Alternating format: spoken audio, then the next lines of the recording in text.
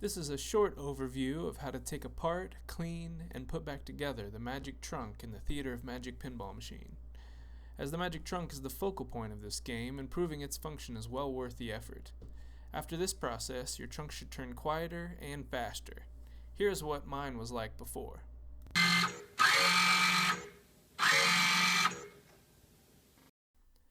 These are the tools I used. You'll encounter 4 or 5 different types of screws of varying sizes during this process.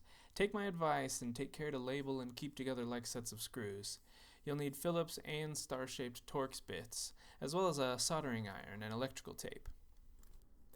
The portion above the playing field is easy. Just remove the 4 screws on top of the trunk and pull the trunk exterior off. You'll find 2 nuts holding a metal shield which directs the ball down through the hole. Once this is off, unscrew the 2 hex nuts holding everything to the shaft. Pliers worked best for this. You'll need to unplug the power connector for the trunk's LED. Underneath the playing field, you'll see this apparatus with 4 wires coming through it, ending in 2 connectors. Unfortunately, you have to cut these 4 wires and pull them out the top to be resoldered later. The alternative is to use a Molex pin removal tool to take off the connectors and put them back on later.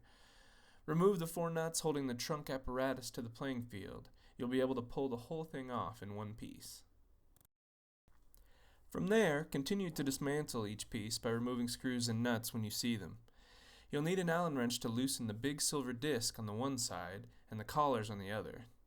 Clean each piece as it comes off from the dirt and metal grindings that have accumulated. There are 2 tiny circuit boards with wires coming off that have optos on the inside. This would also be a good time to clean those.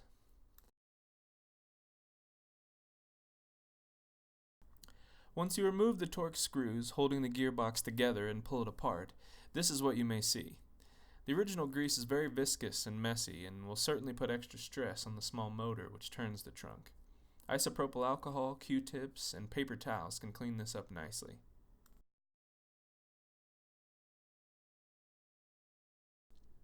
That's it.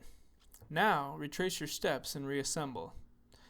Once the assembly above and the assembly below the playfield are back in place, pass the wires back through from the top and solder together light colors. I applied solder first to the wire ends individually, then they soldered together more easily. Be sure to cover with shrink tube or electrical tape. Then you might wrap the 4 together with duct tape. Done and done.